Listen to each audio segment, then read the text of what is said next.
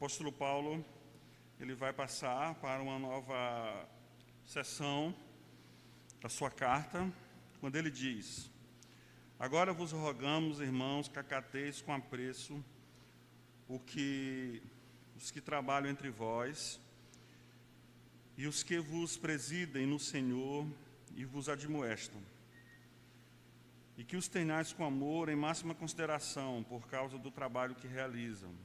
Vivei em paz uns com os outros. Depois que o apóstolo Paulo encerrou o assunto sobre a volta de Jesus, a volta repentina de Jesus, a ressurreição, ele deixa bem claro que não saberia quando Cristo voltará. Ele fala agora da relação da igreja com a liderança da igreja, e como a igreja deveria se comportar e por quê. Versículo 14: exortamo-vos também, irmãos, a que admoesteis os insubmissos, consolai os desanimados, ampareis os fracos e sejais longânimos para com todos. Aqui nós estudamos que nós temos que ter a sabedoria de saber lidar de forma adequada com cada grupo na igreja. Nem todo mundo, nem todos, melhor dizendo, é uma atitude errada da liderança da igreja lidar da mesma forma com todo mundo na igreja, porque existem pessoas diferentes com necessidades diferentes. Então a igreja ela tem que ter essa sensibilidade na hora de tratar. Tem pessoas que precisam ser chamadas a atenção, tem outras que precisam de consolo, outras precisam de uma exortação. E essa sensibilidade ela é mais necessária quando aquela pessoa ontem precisou de consolo, hoje ela vai precisar de ser chamada a atenção. E pode ser que a pessoa que ontem estava precisando de ser chamada a atenção precisa hoje de um consolo. A igreja ela precisa ter essa sabedoria, e é exatamente isso que o apóstolo Paulo está tratando aqui agora. Obrigado, irmão Nonato. Versículo 15. Como o apóstolo Paulo sabe que relacionamento é uma coisa muito difícil, ele vai falar no versículo 15: evitai que alguém retribua a outro em mal por mal. Pelo contrário, seguiu sempre o bem entre vós e para com todos. É muito difícil na relação dentro da igreja a gente ver as coisas acontecendo e muitas vezes a gente julga que o que está acontecendo está errado, a gente se comportar de forma que venha, na verdade, louvar ao Senhor. Às vezes a gente quer fazer as coisas do nosso jeito e acaba cometendo os erros. Meus irmãos? A partir do versículo 16, o apóstolo Paulo ele começa a tratar com toda a igreja agora. E ele vai falando sobre algumas marcas que mostram exatamente que a igreja está sob a ação do Espírito Santo. E aqui eu quero iniciar essa exposição falando com os irmãos para a gente atentar bem para essas qualidades. Lembrando, é uma qualidade aqui coletiva para a comunidade, para a igreja.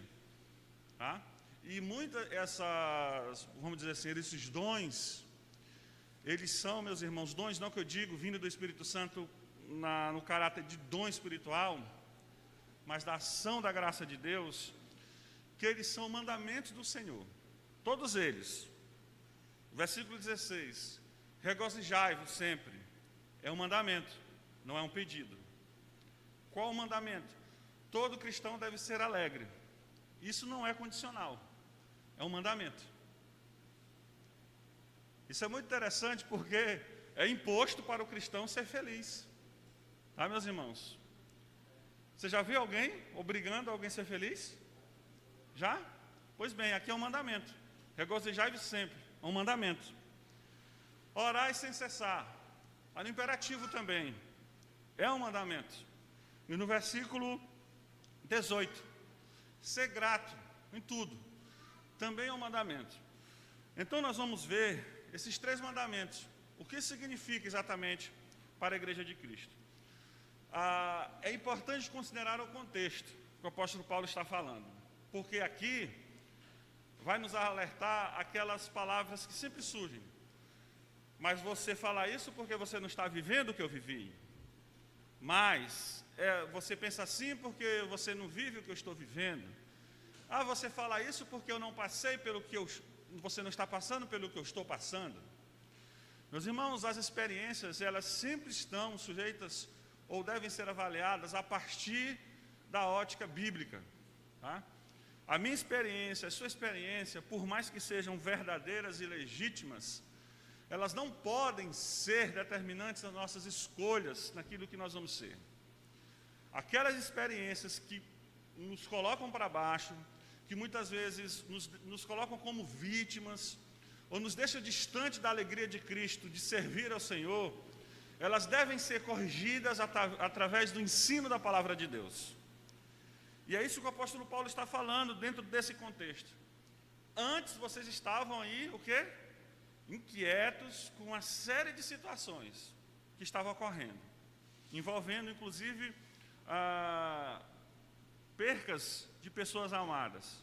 Mas agora eu quero falar para vocês, sejam sempre isso, façam sempre isso, façam sempre isso. E aqui é um mandamento. A Bíblia não está negociando, a Bíblia não está pedindo, está mandando, tá? A Bíblia, ela manda, ela não pede. E quando a Bíblia manda, é um mandamento de Deus, não é um mandamento do pastor. Vamos ver. Em primeiro lugar, o que a Escritura está nos dizendo é o seguinte: vocês devem ser sempre alegres, regozijai-vos sempre. O apóstolo Paulo, ele está relembrando um ensinamento que ele já tinha repassado à igreja no versículo 6, quando diz: com efeito vos tornastes imitadores nossos e do Senhor, tendo recebidos a palavra, posto que em meio de muita tribulação, com a alegria do Espírito Santo. O que o apóstolo Paulo está falando? Reconheça a tribulação de vocês, reconheça que o momento difícil que vocês estão passando é difícil de fato e de verdade. Mas vocês estão passando por essas dificuldades, tendo a alegria do Espírito Santo na vida de vocês. Aqui o apóstolo Paulo está testemunhando, no início, está testemunhando que aquela igreja é uma igreja o quê?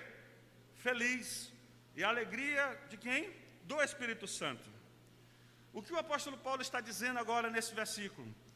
Continuem felizes, continuem alegres, perseverem na alegria. Não deixe que os momentos de aflição, as adversidades, venham tirar a alegria de vocês. Por quê, meus irmãos? Essa alegria, tanto que o apóstolo Paulo está falando aqui no final, no início, não é uma alegria que brota simplesmente do nosso coração. É uma alegria que brota do Espírito Santo, da certeza que nós temos Cristo em nossa vida. E aqui eu quero fazer uma aplicação muito pessoal, a partir do testemunho que a irmã Eliane falou aqui publicamente.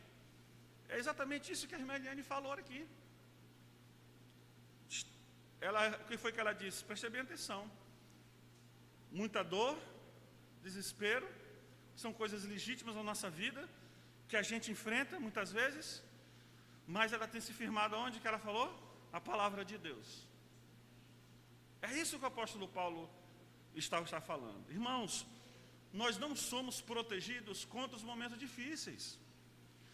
Todos vamos passar, já passamos, e vamos continuar passando, porque o mundo é caótico, o mundo é dessa forma. Estamos vivendo uma pandemia, já tem cientistas fazendo projeções para outras pandemias, e tantas coisas que nos surpreendem também. O apóstolo Paulo fala: regozijai-vos sempre. E aqui, o que nós estamos falando e que o apóstolo Paulo está falando, que a gente não, aqui a alegria é uma coisa, a brincadeira é outra coisa. Tem pessoas que estão alegres, brincando por aí, mas são deprimidas. Existe até uma depressão chamada depressão sorridente. Vocês já ouviram falar dessa? Existe. Depressão sorridente. A pessoa está com um sorriso nos lábios, alegria nos olhos, e de repente chega a notícia: fulano cometeu uma loucura. Mas por quê? Essa pessoa encontrei com ela ontem. Infelizmente, isso ocorre. O que nós estamos falando aqui é que a alegria é baseada em algo consistente, que é incondicional. É isso que o apóstolo Paulo ele está dizendo. Vamos ler esse texto, por favor? Vamos ler juntos? Não tem como ler, né? É o cabo aqui. É aí? Já? Esse cabo ele não está feliz, né?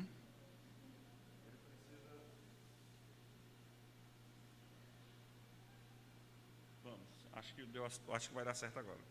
Vamos ler juntos agora? Vamos lá?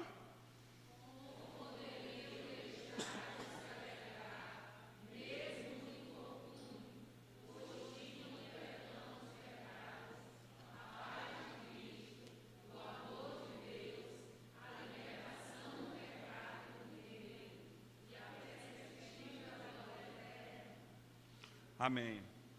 Meus irmãos, uma coisa que é muito importante a gente ter em mente: a alegria do cristão, o de estar sempre alegre, não é algo inconsciente, é algo consciente, e nós sabemos por que nós somos felizes. Tá? Muitas vezes o que ocorre, isso é muito importante a gente pensar, a pessoa se considera infeliz, que tudo dá errado para ela, que não vê sentido na vida, mas se diz cristã. Olha, esse tipo de coisa é necessário uma avaliação. E essa avaliação começa onde? Como você avalia o seu relacionamento com Deus? Isso é muito importante. Como você avalia o seu relacionamento com Deus? Ninguém vai deixar de ser feliz, nenhum cristão, melhor dizendo, nenhum cristão deixará de ser feliz porque não tem o que quer ter. Nenhum. Porque a alegria do cristão, ela é dependente da ação do Espírito Santo na vida dele. Por que você não é feliz? Por que você não está sempre feliz? Todos aqui ficam tristes, todos. Todos ficam desesperados, muitas vezes desanimados. Isso é uma condição humana. Mas viver dessa forma não é uma condição de um cristão. Aí o que ocorre muitas vezes? Se você é um verdadeiro cristão e não está em plena comunhão com Deus, Ele não vai te dar felicidade. Porque se você está na prática do pecado e Deus te conceder felicidade, Ele vai estar como se fosse... a ação de Deus seria como se estivesse invalidando a sua palavra e afastando você dele para toda a vida. Avalie sua vida. Por que você não encontra a felicidade? Por que você não é feliz? Por que você não tem as condições de obedecer esse mandamento, de se regozijar sempre? Qual é a sua resposta? Pastor, eu não sou feliz porque eu não casei, eu não sou feliz porque eu não tenho filhos, eu não sou feliz porque isso deu errado, eu não sou feliz porque isso, porque aquilo outro.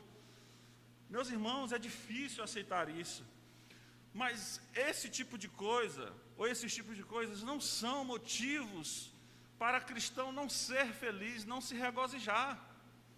Compreendam bem, a felicidade do cristão começa na ação de Deus na sua vida. A felicidade do cristão não é uma ação nossa, não é uma iniciativa nossa, porque a nossa perdição, a nossa tristeza está em viver distante de Deus. Se você não é feliz, se você vive triste, não é porque você não conseguiu o que você pretende, não é porque as pessoas ao seu redor lhe olham de forma errada, porque você é julgado, porque você não é julgado. Mas, biblicamente falando, o cristão que não é feliz, que não vive feliz, é porque não vive um bom relacionamento com Deus. É isso que o apóstolo Paulo está falando. Porque o apóstolo Paulo olha para aquela igreja e vê uma igreja que passa por tribulações, uma igreja que perdeu entes queridos, uma igreja que vive um certo tipo de confusão também, Mas em meio a tudo isso, o apóstolo Paulo, ele testemunha que aquela igreja vive alegria. Alegria de quê? Do Espírito Santo. Alegria de saber que eles são salvos. E isso é muito importante. Porque como nós vimos no capítulo 4, pessoas morreram. Mas o apóstolo Paulo, ele fala, vocês vão encontrar essas pessoas de novo. Vocês terão vida eterna com ela. Console um ao outro com isso. E vamos seguir em frente, mesmo não sendo fácil. Onde está a esperança, a nossa esperança? E o salmista vai falar, mas alegria me puseste no coração do que a alegria deles, quando lhe há fartura de cereal e de vinho. Não há alegria plena nas riquezas, não há alegria plena na abundância, não há alegria plena no mundo. Coração do cristão não tem como ser feliz sem a ação do Espírito Santo. E não há lugar, não há possibilidade, não é possível no coração de um cristão habitar a alegria de Deus e habitar o pecado ao mesmo tempo. Precisamos reavaliar a nossa vida. Eu acho tão bonito, para a glória de Deus, quando eu vejo cristãos testemunhando da ação de Deus, quando eu vejo cristão testemunhando da alegria de servir ao Senhor, e quando eu sei que aquela pessoa passa por momentos difíceis, terríveis, problemas e mais problemas, mas o que põe aquela pessoa de pé não é resolver tudo na vida, mas é a certeza que pertence a Cristo.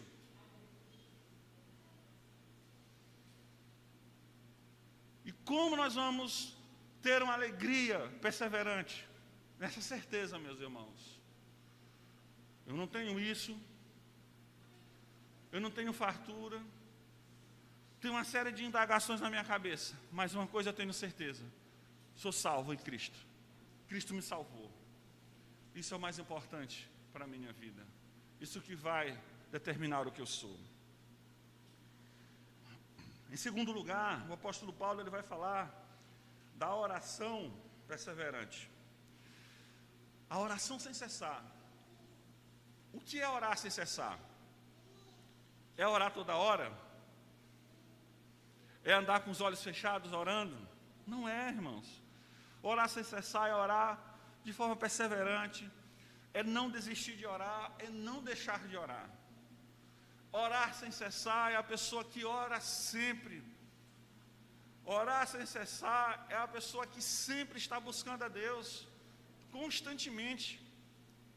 Orar sem cessar é ter o hábito de desenvolver a relação com Deus, de falar com Deus, de ouvir Deus, porque não tem como a gente orar sem estar com a Escritura.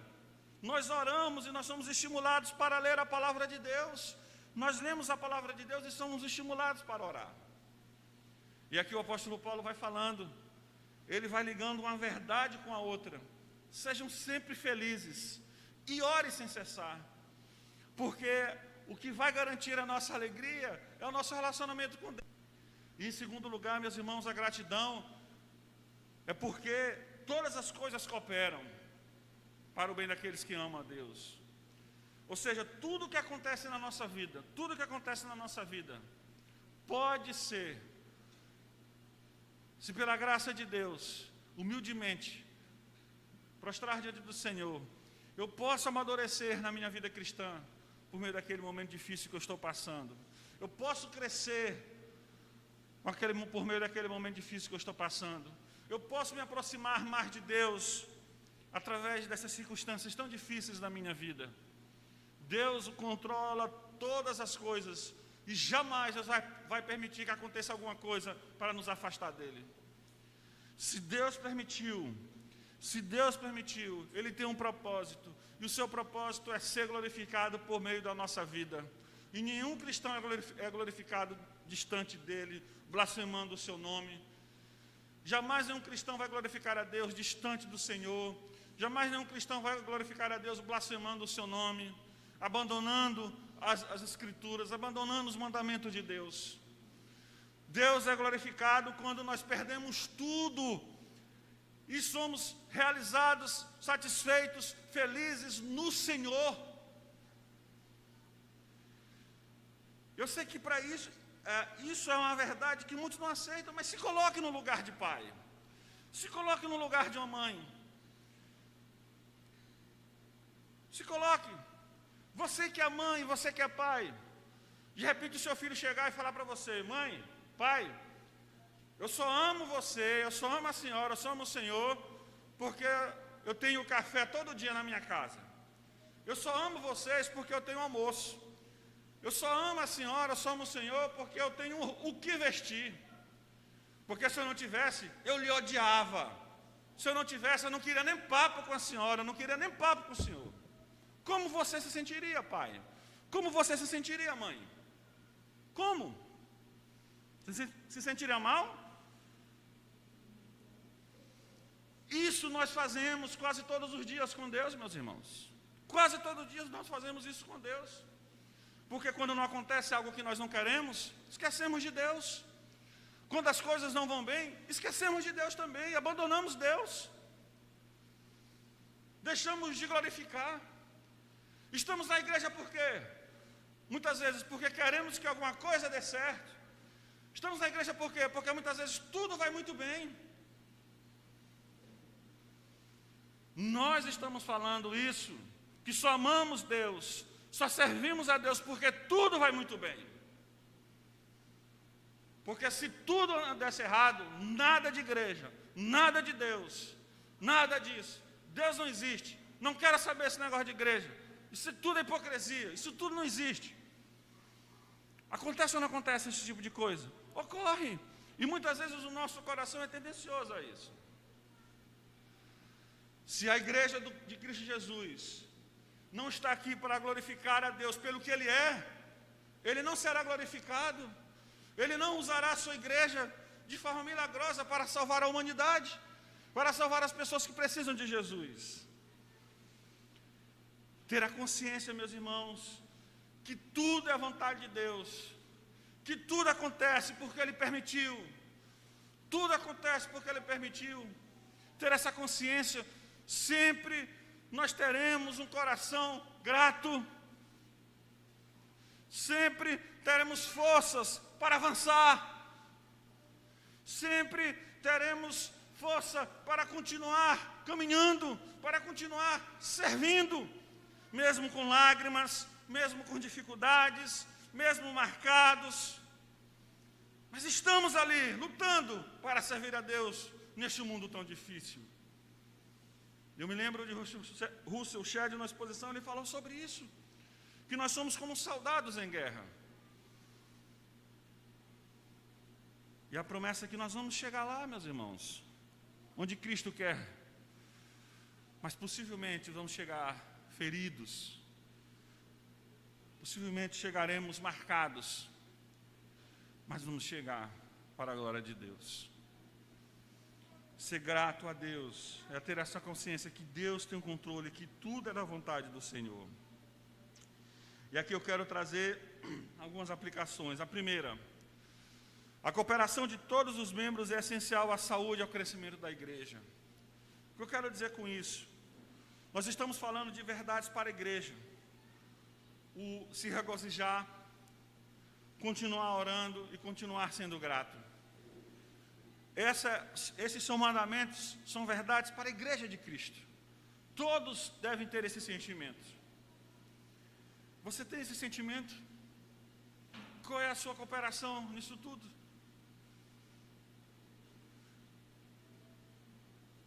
Qual é a sua participação na igreja? De ser grato a Deus, de perseverar na oração, de ter a consciência que a vontade de Deus está reinando e que você reconhece isso. Essa deve ser a participação de cada membro, de cada congregado, de cada pessoa, começando pelos menores, pelas crianças. Segundo lugar, ser feliz é glorificar a Deus. Não pense que a felicidade é sua mãe deixar você namorar com alguém que você queira namorar, com alguém que você deseja namorar.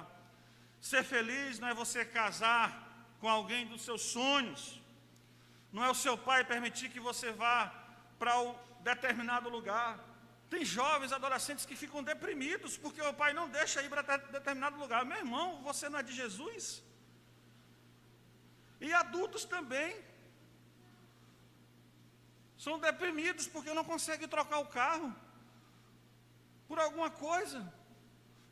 Adultos tristes porque não conseguem mudar o controle do videogame, que eu não sei nem o nome mais daquele que no tempo eu jogava, era Nintendo. Hoje nem existe mais. Mas teve uma nova versão do Nintendo agora, não foi? Fiquei à vontade de comprar, mas não deu certo. Pablo, você lembra do Nintendo? Você tem um? Ah, sim. Se você tivesse um, eu ia marcar um dia para jogar lá com você o Top Gear. 1900 e... antigamente. Pois bem. Mas existem pessoas que são assim. A felicidade sempre depende de uma coisa. Meus irmãos, a nossa felicidade está em saber que nós estamos glorificando a Deus. É para isso que nós existimos, glorificar a Deus. E o cristão só será feliz quando ele estiver glorificando a Deus. Terceiro e último lugar, sua alegria depende da realização da sua vontade ou da vontade de Deus. E aqui é uma lição muito importante para todos nós, jovens, adolescentes, crianças, adultos e idosos. As crianças estão desenvolvendo a sua vida, na escola estão sendo instruídos muitas vezes de forma errada, em casa devem ser instruídos de forma correta. Os adolescentes estão aí começando a tomar suas decisões, os jovens querem tomar decisão, qual faculdade, com quem casar. Os adultos querem decidir a vida dos filhos. Os idosos querem, muitas vezes, tomar decisão também. E aqui eu quero abrir um parêntese para a vida dos nossos idosos, de estar atento com o seu coração idoso. Ser idoso não é castigo, é bênção de Deus. Tá? E você que é idoso, você pode ser uma grande bênção no reino de Deus. Com sua experiência, com seus ensinamentos. Você tem um ministério marcante no reino de Deus. E sinta feliz, sinta alegria no Senhor, porque Cristo está fazendo a sua vontade na sua vida. E o que era a vontade de Deus, meus irmãos? A vontade de Deus não é na livraria evangélica comprar aquela caixinha de promessa. Abrir a caixinha e tirar os versículos lá, não tem? Eu nunca vi uma caixinha de promessa, na verdade nunca vi nenhuma, mas dificilmente tem uma caixinha de promessa que você tira um versículo e diz, confessar os vossos pecados. Aí outro versículo, você vai lá e tira outro versículo, quem não se arrepender vai para o inferno. Tem alguma caixinha assim? Tem não tem. Tá. O que é a vontade de Deus? Se você quer saber a vontade de Deus, ande com Ele, passo a passo. Desenvolva a sua vida com Deus, primeiro da oração, da leitura da Escritura, e vivendo uma vida na igreja. Tá, meus irmãos? Que Deus em Cristo nos abençoe. E lembrando, meus irmãos, uma verdade muito importante aqui. O se alegrar, o regozijar-se sempre, orar sem cessar e agradecer a Deus. Esses três mandamentos foram enviados para uma igreja. E sem igreja, sem se congregar, é impossível cumpri-los. Impossível. Tá? Essas verdades nós não podemos praticá-las isolados, sozinhos. Que Deus nos abençoe.